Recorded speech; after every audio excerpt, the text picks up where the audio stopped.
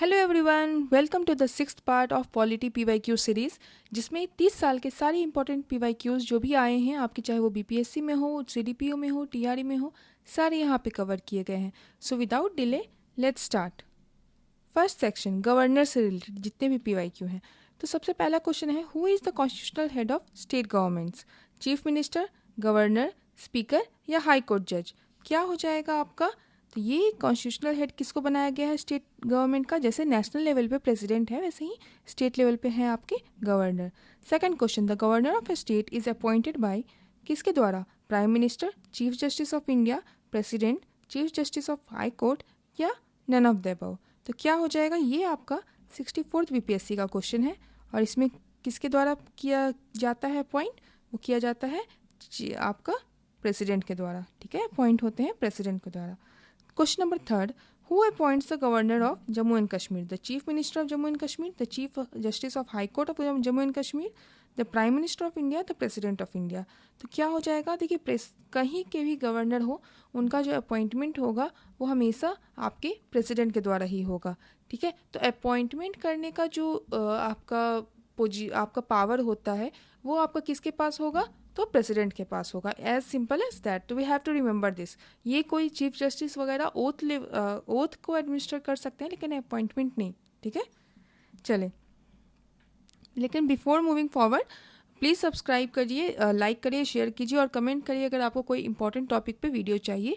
हम लोग उसको तुरंत ही आपके पास प्रेजेंट करेंगे विथ अटमोस्ट एक्यूरेसी। ओके, चलें। Question number 4, consider the following pairs of governor and the Indian states. Rajasthan Kalraj Mishra, Uttar Pradesh Anandiben Patel, West Bengal Satyapal Malik, Gujarat Phagu Chauhan. अब ये आपका ये रेलेवेंट उतना नहीं है, रेलेवेंट नहीं है ये, लेकिन एक टाइम पे ये पीवाईक्यू आया था, इसलिए आपका 471st BPSC, I request you guys कि आप लोग एक बार गवर्नर्स को जरूर रीड, गवर्नर नेम्स। ओके, चले। The governor of Uttar Pradesh directs the speaker of legislative assembly to hold its session. Okay, in doing so he was exercising the rights vested in his office under which article? Article 172, article 174, article 175 या article 176? तो क्या हो जाएगा? इसका answer हो जाएगा 175। तो basically article 175 के अंदर बोला जाता है कि गवर्नर चाहे तो मैसेज भेज सकता है legislative assembly of the state में with respect to a bill कि भाई जो पेंडिंग हो या नहीं हो, कि क्या उसके साथ डिस्पैच कैसे करना है, आगे बढ़ना है। ठीक है, ये क्वेश्चन कब पूछा गया था? तो 40वें 40th बीपीएससी में पूछा गया था 1995 में। ओके, चलें। तो आपका आगे बढ़ते हैं। By which time governor has to return an ordinary bill to the concern state legislature for reconsideration? कितने टाइम में उनको वापस करना होता है? तो एक्चुअली कोई टाइम लिमिट नहीं है। ये आपका किस आर्टिकल के अंदर आता है? तो आर्टिकल 200 के अंदर बोला गया है कि गवर्नर के पास कोई भी आपका एक्सप्लिसिटली टाइम मेंशन नहीं किया गया है। ठीक है, चलें। तो इसके साथ हमारा गवर्नर का सेक्शन कंप्लीट होता है, फर्स्ट सेक्शन। अब हम लोग सेक्शन 2 में जाते हैं, जो है लेजिस्लेचर। ठीक है, चलिए। Question number 1, as per the Indian constitution, legislature of states consist of legislative council and governor, legislative assembly and legislative council, legislative assembly and governor, governor, legislative assembly and legislative council where it exists. तो क्या हो जाएगा इसका answer? देखिए, इसमें आपका बहुत जगह लेजिस्लेटिव काउंसिल नहीं होता है, तो ये भी हो सकता है सही, और जहाँ पे ये एग्जिस्ट करता है ये भी होता है सही। ठीक है, तो 3 और 4 भी ले सकते हैं। एंड आपके वो उसके आंसर में 3 और 4 लिया था, लेकिन ऐसे आप ओनली 4 भी इसमें हो सकता है। ठीक है, क्योंकि इसमें वेयर इज इट एग्जिस्ट्स है ना, तो अगर नहीं है तो नहीं है, मतलब ऐसे। What is the upper chamber of state legislature in India? Legislative council, legislative assembly, governors office, none of the above? तो इसमें क्या हो जाएगा आपका? Legislative council. Yes, legislative assembly तो वो हो जाता है ना आपका स्टेट लेजिस्लेचर्स का लोअर चेंबर हो जाता है। ठीक है, चलें। Which one of the following Indian states has the largest number of members in its state legislature? Arunachal Pradesh, Himachal Pradesh, Manipur, Meghalaya, none of the above? तो इसमें क्या हो जाएगा आपका? तो बेसिकली देखिए, ये बहुत टफ क्वेश्चन था, आई मस्ट से। इसमें जो है अरुणाचल प्रदेश में भी 60 है, मणिपुर में भी 60 है, मेघालय में भी 60 है, और जो हिमाचल प्रदेश है उसमें 68 है। तो इसमें आंसर तो हो जाएगा आपका क्या हो जाएगा, हिमाचल प्रदेश। तो वो तो ठीक है। और ये आपका कब पूछा गया था, तो 65th बीपीएससी में पूछा गया था। काइंड ऑफ थोड़ा सा ट्रिकी है। आप इसमें ये सोच सकते हैं कि पॉपुलेशन कहाँ पे ज़्यादा होगा, तो हिमाचल प्रदेश में कंसिडरेबली आपका नॉर्थ ईस्ट से फिर भी ज़्यादा पॉपुलेशन है, तो वहाँ पे ज़्यादा सीट्स होंगे। Question number 4, the members of state legislative council are not chosen by which of the following categories of person, members of local bodies, panchayat, teachers, graduates, industrialist, none of the above, more than one of the above. तो क्या हो जाएगा इसमें, किसके द्वारा नहीं choose किए जाते हैं, तो आपके इंडस्ट्रियलिस्ट के द्वारा नहीं चूज़ किए जाते हैं। ग्रेजुएट्स को करना होता है, टीचर्स को करना होता है, मेंबर्स ऑफ लोकल बॉडीज़ को करना होता है। और ये सारा चीज़ कहाँ पे मेंशन है, तो मेंशन है आर्टिकल 171 में आपका मेंशन है कि जो 1/3 लोग होंगे ना, 1/3 जो आपका स्ट्रेंथ होगा वो आपका लोकल बॉडीज़ से होगा, लोकल बॉडीज़। ओके, आपका 1/12 जो है वो किसके द्वारा होगा, तो आपका जो 3 साल से ज़्यादा जो ग्रेजुएट्स हैं, ठीक है, 3 इयर्स प्लस जो रेजिडेंट्स हैं, ठीक है। और उसके बाद और किसका हो जाएगा आपका 1/12 किसके द्वारा हो जाएगा, जो टीचर्स हैं, 1/12 टीचर्स। ओके, एंड 1/3 किसके द्वारा हो जाएगा, जो लेजिस्लेटिव असेंबली के मेंबर्स हैं। एंड बाकी के जो आपके बाकी के आपको 1/12 हो जाता है, वो आपका गवर्नर के द्वारा हो जाता है। ये 1/12 है या 1/6 है, ये आप मुझे कमेंट सेक्शन में बताएं। ओके, चलें। Question number 5, in any state of India legislative council can be created और कैन बी एबॉलिश्ड बाय, क्या वो आपका प्रेसिडेंट के द्वारा होता है, या पार्लियामेंट के द्वारा, या parliament as per resolution passed by the legislative assembly of state, governor on the recommendation of council of ministers. किसके द्वारा होगा, तो ये आपका parliament as per the resolution passed by the legislative assembly of state. ठीक है, चले। If the speaker of legislative assembly of state wants to resign, वो अपना रिजिग्नेशन किसको देंगे, स्पीकर अगर करना चाहते हैं तो वो चीफ मिनिस्टर को देंगे, गवर्नर को देंगे, डिप्टी स्पीकर को देंगे, या प्रेसिडेंट ऑफ इंडिया को देंगे। तो इसका द्वारा इसका क्या हो जाएगा, आपका डिप्टी स्पीकर हो जाएगा। सिंपल है, चलिए ठीक है। To whom is the state council of minister collectively responsible, legislative assembly, chief minister, governor, more than one of the above, none of the above. तो इसका क्या हो जाएगा, स्टेट का जैसे कि जो सेंट्रल काउंसिल ऑफ मिनिस्टर्स होता है वो किसके तरफ होता है, आपका लोकसभा। तो वैसे ही जो स्टेट काउंसिल ऑफ मिनिस्टर्स है वो किसको रिस्पॉन्सिबल होगा, लेजिस्लेटिव असेंबलीज को। ठीक है, legislative council exist in which of the following states, Kerala, Himachal Pradesh, Delhi या बिहार। तो क्या होगा इसका आंसर, देखिए इसको आप ऐसे रख सकते हैं, बीमत कुछ। ठीक है, तो यहाँ पे क्या हो जाएगा, बिहार, महाराष्ट्र, आंध्र प्रदेश, तेलंगाना, कर्नाटका, जम्मू एंड कश्मीर। तो ऐसे करके आप याद रख सकते हैं। ठीक है, तो इसमें सिर्फ बिहार का ही जो है वो आपका लेजिस्लेटिव काउंसिल है। चलिए,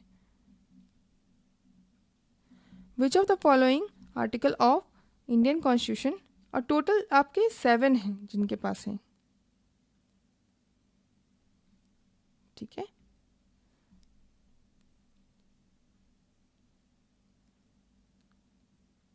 which of the following articles of the Indian Constitution consist of the provision of election of legislative assemblies of states, 170, 176, 178 या none of the above। तो इसमें क्या होगा, किसमें आपका इलेक्शन बताया जाता है जो कि असेंबलीज के लिए होता है आपका, तो क्या हो जाएगा आपका, ये हो जाएगा आर्टिकल 170। तो बेसिकली 170 में आपको बोला गया है कि 133 के अंदर लेजिस्लेटिव असेंबली को आपको 500 से ज़्यादा, देखिए मैक इसमें स्ट्रेंथ बताया है। ठीक है, इसमें स्ट्रेंथ ये बताया है कि 500 से ज़्यादा, और मिनिमम क्या होगा, मिनिमम 60। ठीक है, इससे कम नहीं हो सकता है, तो ये आपको याद रखना है। तो 170 में इसके बारे में, इलेक्शन ऑफ लेजिस्लेटिव असेंबलीज के बारे में बताया गया है।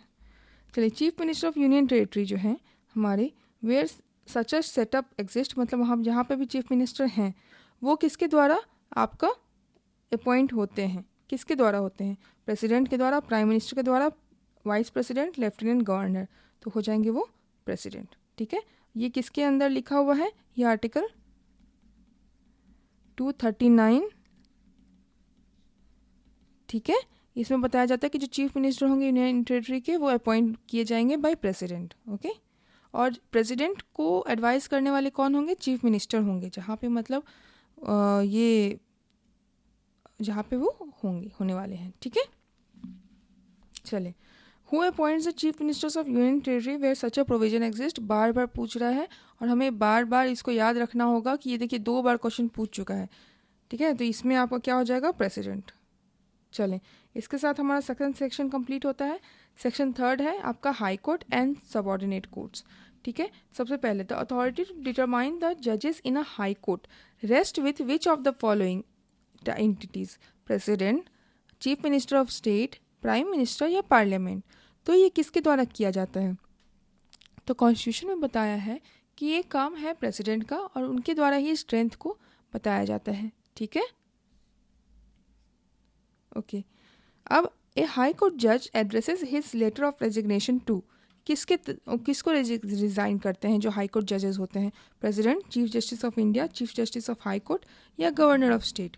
तो क्या हो जाएगा इसका, प्रेसिडेंट। ओके, ये आपको कब पूछा गया था, 2008 के आपका बीपीएससी में पूछा गया था। ठीक है, और ये तो अभी रिसेंटली 69th में पूछा गया है। ओके, चले, which high court stated that the divorce by saying talaq 3, तलाक वाला जो ट्रिपल तलाक का ये इशू है, किस हाई कोर्ट ने इसको इलीगल किया था। तो इसका क्या हो जाएगा, कैलकाटा, इलाहाबाद, बॉम्बे या पंजाब। तो क्या इसका रहेगा, इलाहाबाद। तो इलाहाबाद के हाई कोर्ट ने ये बताया था कि ये जो तलाक बिद्दत है, जो आपका ट्रिपल तलाक है, वो इलीगल है। चलें, विच of the following high court has its jurisdictions over more than one state और यूनियन टेरिटरी, इलाहाबाद, दिल्ली, गुजरात, बॉम्बे। क्या हो जाएगा इसका आंसर आपका, आप ये समझें कि बॉम्बे का जो हाई कोर्ट है वो सिर्फ बॉम्बे का नहीं है। ठीक है, मतलब सिर्फ उसमें बॉम्बे के लोग नहीं आते, महाराष्ट्र के लोग नहीं आते, उसमें आपका Maharashtra, Goa, Dadar and Nagar Haveli,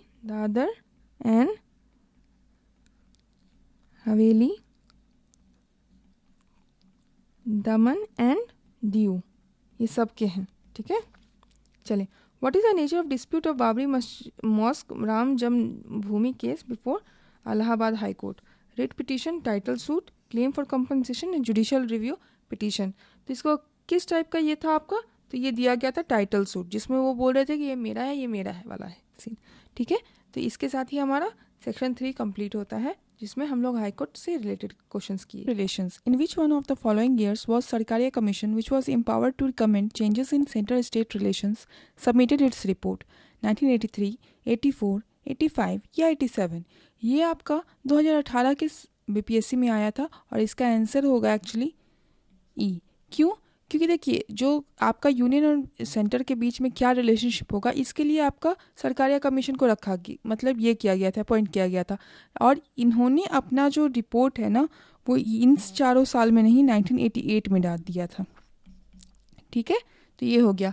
article 300 of the Indian constitution is related to suits and proceedings, government contracts, attorney general, restrictions on trade and commerce. कौन सा हो जाएगा, तो इसका आंसर है आपका सूट्स एंड प्रोसीडिंग्स। ठीक है, the parliament can make any law for the whole or any part of India for implementing international treaties with the consent of all states, with the consent of all majority of states, with the consent of state concern, without the consent of any state. तो क्या हो जाएगा इसका answer, इसका answer हो जाएगा without the consent of any state. So basically क्या है ना कि अगर इंटरनेशनल ट्रीटीज़ के बारे में कुछ भी करना है तो सेंटर अपने आप से डिसीजन ले सकती है, उसको अपनी स्टेट तक आपको डिसीजन लेने के लिए बोलने को नहीं ज़रूरत पड़ती है। ठीक है, so emergency provisions, according to which article national emergency may be declared by the president of India. First article 352, 370, 371 या 395। तो इसमें आंसर एक्चुअली देखिए 3 तरह का इमरजेंसी होता है, नेशनल इमरजेंसी, कॉन्स्टिट्यूशनल इमरजेंसी और फाइनेंशियल इमरजेंसी। ठीक है, नेशनल इमरजेंसी की जहाँ तक बात होती है वो आर्टिकल 352 से होता है। जो आपका कॉन्स्टिट्यूशनल इमरजेंसी या स्टेट रूल, जो प्रेसिडेंट्स रूल कहते हैं, जो स्टेट में लगता है, वो आपका 356 के अंदर होता है, और जो फाइनेंशियल इमरजेंसी होता है वो 360 के अंदर होता है। तो इसके आपका फर्स्ट क्वेश्चन का आंसर हो जाएगा 352। नेक्स्ट हम लोग चलते हैं, तो the president can declare national emergency on the basis of. तो इससे हमें क्या पता चलता है, हमारे दो बेसिस पता चलता है कि एक तो नेशनल इमरजेंसी कौन डिक्लेयर करता है, प्रेसिडेंट करता है, और दूसरा आपका कौन सा बेसिस है। तो बेसिस क्या हो सकता है आपका, बेसिकली आपका आर्म्ड रेबेलियन, एक्सटर्नल एग्रेशन और वॉर, और all the above mentioned reasons, तो सारे हो सकते हैं बेसिकली। देखिए पहले जो था ना, इंटरनल डिस्टर्बेंस भी था। देखिए पहले जो था 1976 से पहले इंटरनल डिस्टर्बेंस भी था, लेकिन अब क्या है, अब इसको ख़त्म कर दिया गया by 44th constitutional amendment act, constitutional amendment act. और अब लाया गया है कि अब आपका आर्म्ड रेबेलियन होगा तभी आप ये कर सकते हो, ठीक है। तो ये आपका क्या आंसर हो जाएगा, ऑल ऑफ द अबव। अब आपका आगे चलते हैं, और देखिए इसमें क्या है कि आर्म्ड रेबेलियन को इंटरनल इमरजेंसी कहते हैं, इमरजेंसी, ठीक है। और जो आपका एक्सटर्नल एग्रेशन और वॉर होता है, ये एक्सटर्नल इमरजेंसी होता है, ठीक है। चलिए आगे बढ़ें। अगर विच article of the Indian constitution deals with the proclamation of emergency, article 360, 365, 356 या 352। जस्ट रिपीटेड क्वेश्चन है आपका। ये आपका देखिए ये वाला आया था आपका 53rd बीपीएससी में, और ये कहाँ कब आया आपका, ये 78th बीपीएससी में आया। मतलब कि कितना डिफरेंस है, फिर भी वही सेम क्वेश्चंस आ रहे हैं। तो अगर आप 30 साल का क्वेश्चंस बना लेते हो ना, तो आई कैन गारंटी यू कि आपका कोई भी क्वेश्चंस मिस नहीं होगा, ठीक है। उसके mainly on whose advice the president's rule is imposed in the state, chief minister, legislative assembly, governor या chief justice of high court. तो प्रेसिडेंट रूल स्टेट में कैसे लगता है, किस आर्टिकल के अंदर लगता है, तो 356। और किसके रिकमेंडेशन पे लगता है, तो वो होते हैं हमारे, देखिए आपका जो गवर्नर का पोजीशन है ना, he is one of the major आपका बलवर्क ऑफ इंडियन कॉन्स्टिट्यूशनलिज्म, क्योंकि उनके कारण क्या होता है कि स्टेट में जो स्टेबिलिटी होती है, और जो आपका सेंट्रल और स्टेट गवर्नमेंट के बीच में जो चेन है, वो गवर्नर वर्क ऐसे करते हैं, काम करते हैं। तो अब क्या हो रहा है कि अगर गवर्नर अगर आपका रिकमेंड करते हैं प्रेसिडेंट को कि आपको प्रेसिडेंट्स रूल लाना चाहिए, तो प्रेसिडेंट रूल वो लाने का रख सकते हैं, मतलब उसके बाद भी उनका डिस्क्रिप्शन है, बट गवर्नर रूल के रिकमेंडेशन पे आ सकता है, ठीक है। Which of the following are consequences of invoking article 360, 360 मतलब फाइनेंस इमरजेंसी, ठीक है, फाइनेंशियल इमरजेंसी। और हाँ यही बोल रहा है, ठीक है। तो क्वेश्चन आपका option 1, the president may the order the states to reduce the salaries and allowances of all or any class of employees serving in the connection with the state affairs, okay. Money bills or other financial bills passed by the state legislatures are not required to be reserved for the consideration of the president. The president can issue directions for the reduction of salaries and allowances of all or any class of employees serving in the connections with the affairs of union, including the judge of Supreme Court and High Court. ठीक है। And money bill और any other financial bills are to be reserve for the consideration of president after they are passed by the legislature of the state. तो अब इसमें क्या होगा आपका, देखिए जहाँ तक बात कर रहा है कि प्रेसिडेंट ऑर्डर कर सकते हैं, सही बात है कि आप सैलरी और अलाउंसेस को कम करो ताकि हमारा फाइनेंशियल इमरजेंसी जो है वो हम लोग उसमें अच्छे से वर्कआउट कर सकें, ठीक है। और ये आपका 360 के अंदर बोल रहे हैं। साथ ही साथ प्रेसिडेंट जो है वो रिजेक्ट भी, रिड्यूस भी कर सकते हैं बेसिकली, किसका, आपका रिडक्शन ऑफ सैलरीज के लिए भी वो ऑर्डर दे सकते हैं of any class of employees जो कि वहाँ पे आपका काम कर रहे हैं, यूनियन में काम कर रहे हैं, जैसे कि आपके सुप्रीम कोर्ट के जज हो गए, हाई कोर्ट के जज हो गए, जिससे भी उससे रिलेटेड कोई भी काम कर रहे हैं, तो रिडक्शन ऑफ सैलरीज भी आपका पॉसिबल है। साथ ही साथ आपका मनी बिल और any other financial bills are to be reserved for the consideration of president after they are passed by the legislature of the state. ये भी सही है, ताकि इससे क्या होता है कि अगर फाइनेंशियल बिल है, मतलब फाइनेंसेस हमारे ख़राब हैं, तो हमारा जो भी मनी बिल होगा वो प्रेसिडेंट ऐसा ऑर्डर कर सकते हैं कि आपको रिजर्व करना पड़ेगा मेरे सहमति के लिए, ठीक है। तो इसमें 1, 3 और 4 तीनों सही है, ये वाला आपका नहीं है। अब देखो क्या है, और not required to be reserve for the, अब ऐसे कैसे होगा, क्यों नहीं रख सकते हैं जब फाइनेंस इमरजेंसी ही लगा रहे हैं आप, और प्रेसिडेंट का रूल ही उसको मतलब आपका प्रेसिडेंट का ताकत बढ़ जाता है, तो आप कैसे नहीं उनके लिए रिजर्व करोगी, ठीक है। और अगर वो बोल दिए तो आपको रिजर्व करना पड़ेगा ना। तो आर नॉट रिजर्व, तो नॉट हमेशा एक एक्सट्रीम वर्ड होता है, ठीक है। तो जब भी एक्सट्रीम वर्ड्स होंगे तो उससे हम लोग बचेंगे, और उसके लिए हमारा आंसर A134 हो जाएगा।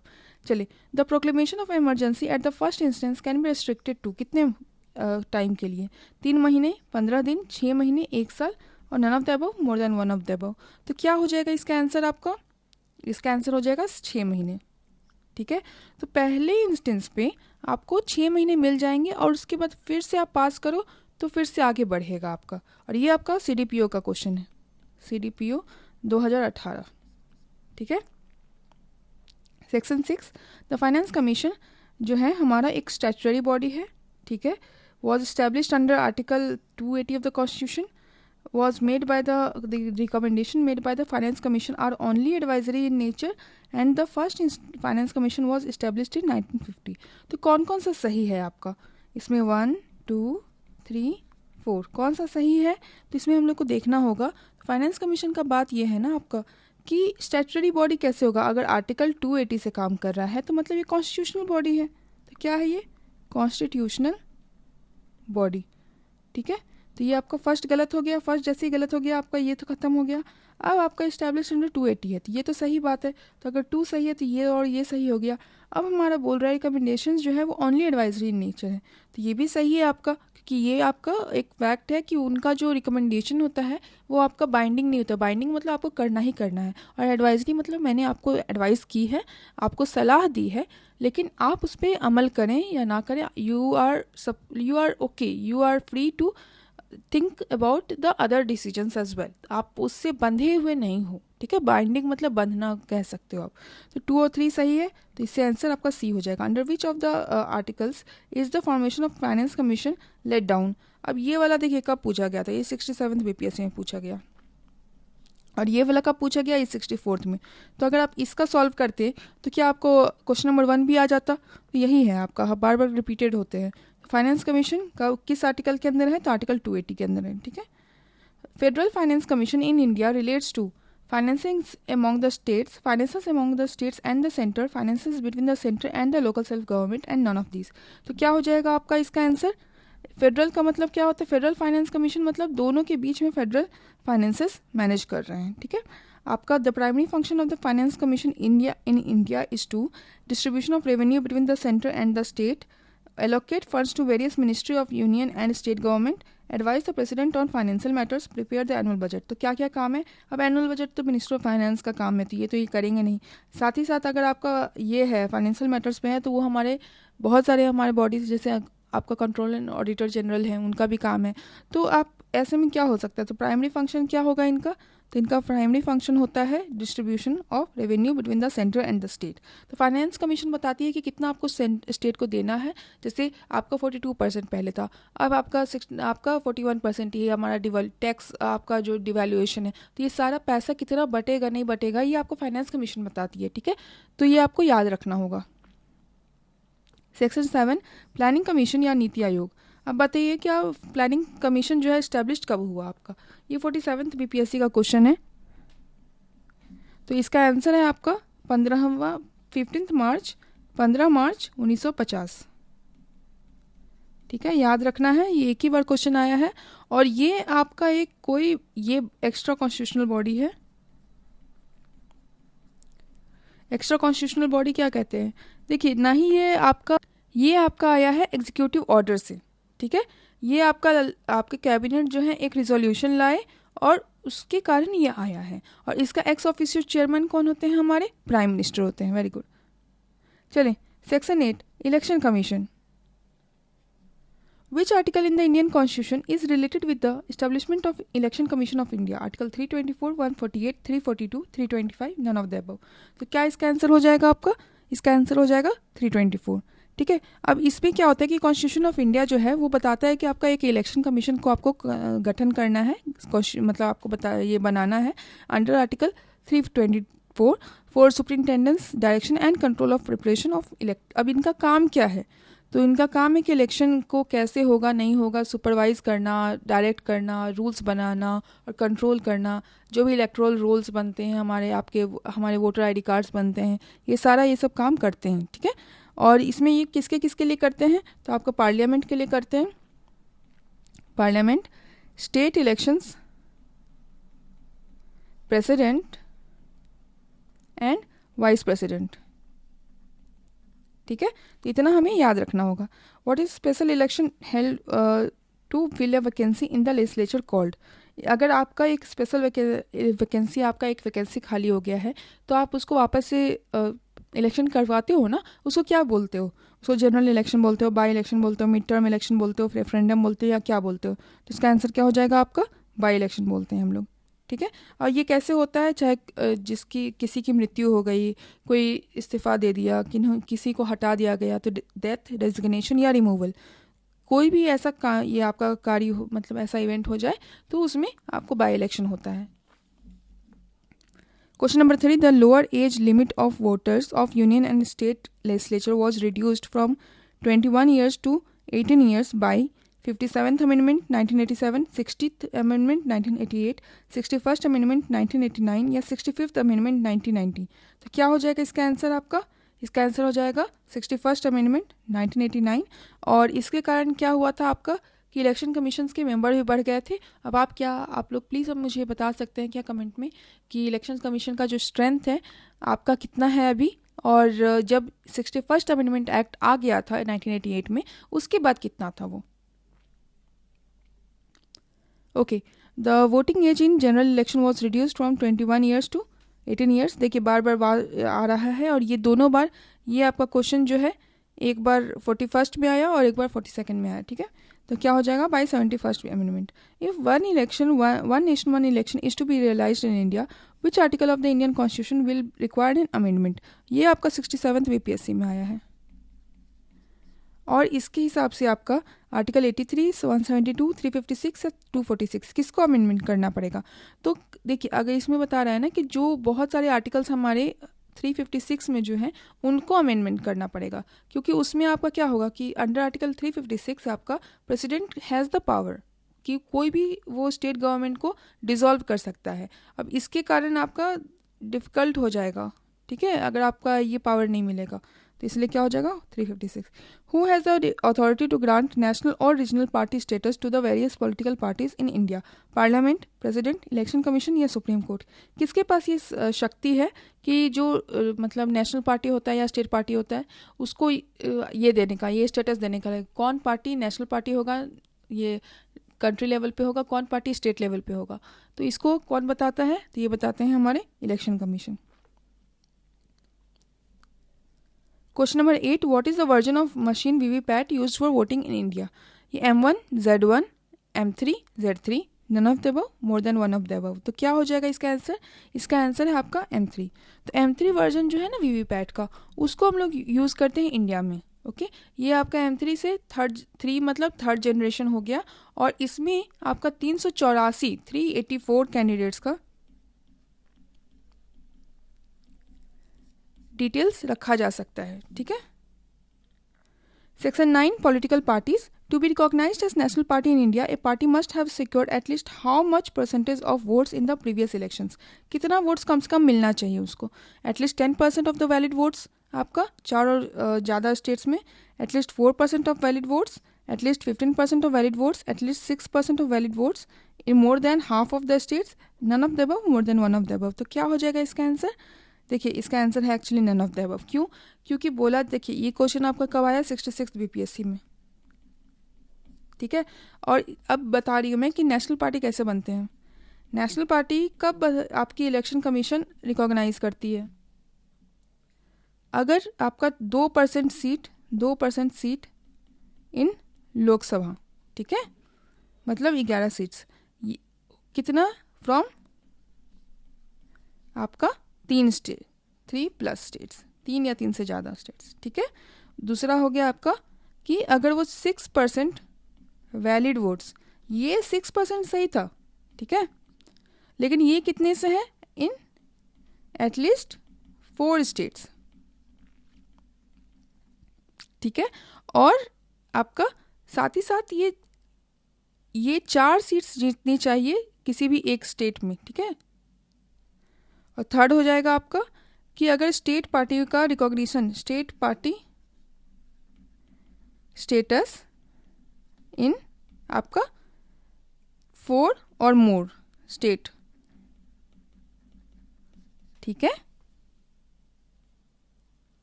ठीक है, ऐसे कर लेंगे, 4 सीट्स भी चाहिए।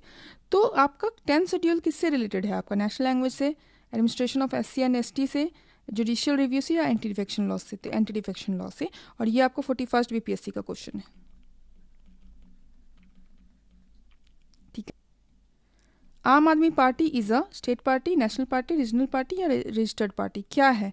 तो ये आपका देखिए, आम आदमी पार्टी एक स्टेट लेवल रजिस्टर्ड पार्टी है, और आपका इसलिए उस समय तो आपका स्टेट पार्टी हो जाता, लेकिन अब ये आपका नेशनल पार्टी भी बन गया, इसलिए अभी ये होगा, ठीक है। क्योंकि 2022 में ना गुजरात असेंबली इलेक्शन हुआ, और उसके बाद आम आदमी पार्टी एक नेशनल पार्टी के लिए क्वालिफाई कर गई है। तो जब ये क्वेश्चन आया था 2019 में, तब ये स्टेट पार्टी थी, लेकिन अभी जो है ये एक नेशनल पार्टी है, नाउ अ नेशनल पार्टी।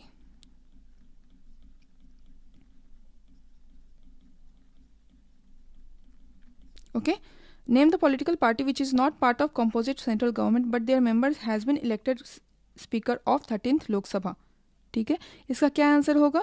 तो ऐसे कौन है जो कि आपके पार्ट नहीं है सेंट्रल गवर्नमेंट के, लेकिन उनके मेंबर्स को हम लोग इलेक्टेड स्पीकर माने हैं 13th लोकसभा में? तो ये हमारे हैं TDP, तेलुगु देशम पार्टी। अब इनके बारे में क्या है कि स्पीकर जो है ना हमारे CMC बालीयोगी थे, और वो कौन थे? TDP के मेंबर थे। वो पार्टी जो है ना वो कोलिशन गवर्नमेंट को नहीं, NDA को नहीं ज्वाइन की थी उस समय, लेकिन आपका, और ये आपका एक्चुअली जो है ना 1999 का क्वेश्चन है, तो अब ये उतना रिलेवेंट नहीं है, ठीक है। क्वेश्चन नंबर 5 पे अगर चलते हैं हम लोग, तो consider the following statements regarding the political party in India. The representation of peoples act 1951 provides for registration of political parties. The registration of political parties is to be carried by the election commission. National level political party is one which is recognised in 4 or more states. During 1999 general elections, there were 6 national and 48 state level parties recognized by the election commission. Which of the following are the correct options? ठीक है, अब इसमें क्या क्या answer हो जाएगा? 1 to 4, 1 3 2 4, 1 2 3 4। तो क्या इसका आंसर रहेगा? देखिए, ये सही बात है, जो रिप्रेजेंटेशन ऑफ RPA एक्ट 1951 है, उसके कारण हमारा रजिस्ट्रेशन होता है पॉलिटिकल पार्टी से। साथ ही साथ इसमें जो रजिस्ट्रेशन होता है वो भी इलेक्शन कमीशन करती है। इसके लिए कौन सा आर्टिकल है? आर्टिकल 324 में इलेक्शन कमीशन को बनाया जाता है। साथ ही अगर 4, अभी हमने जस्ट देखा कि अगर 4 से ज़्यादा स्टेट्स में है तो उसको हम स्टेट पार्टी हैं, तो उसको हम लोग नेशनल पार्टी कंसिडर करेंगे, ठीक है। और साथ ही साथ 1999 में ये भी सही है, ये भी सही है, ओके। तो आपका इसमें सारा ही ऑप्शन सही होगा। Match the list 1 with the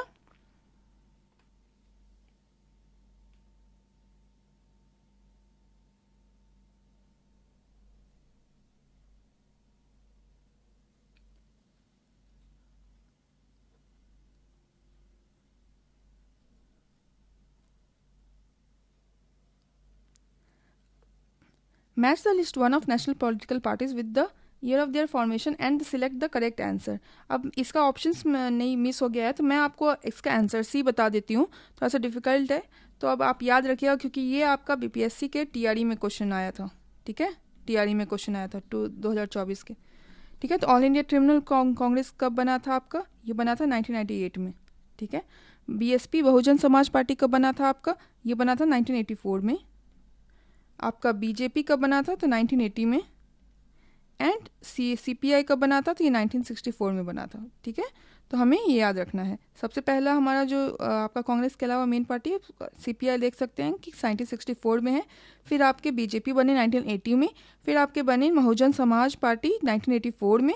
और ऑल इंडिया ट्रिब्यूनल कांग्रेस जो है वो 1998 में बनी। और इसके साथ ही हमारा आज का पॉलिटिका PYQ सीरीज़ पार्ट 6 खत्म होता है। आपको कैसा लगा आप लोग प्लीज़ कमेंट करके हमें अपना फीडबैक दें। और साथ ही साथ पार्ट 7 भी ज़रूर देखिएगा, क्योंकि वो बहुत ही ज़्यादा इम्पॉर्टेंट है और लास्ट सेशन है हमारी इस फुल सीरीज़ का। तो प्लीज़ आप लोग बताइए कि आप लोग को ये सीरीज़ कैसा लगा, क्या हम लोग बाकी सब्जेक्ट्स के लिए भी ऐसी सीरीज़ लाएं, आप लोग का क्या व्यू पॉइंट्स है, प्लीज़ ज़रूर दें। लाइक करें, शेयर करें, सब्सक्राइब करें, और बहुत बहुत बहुत ज़रूरत है आपके सपोर्ट का। So thank you so much.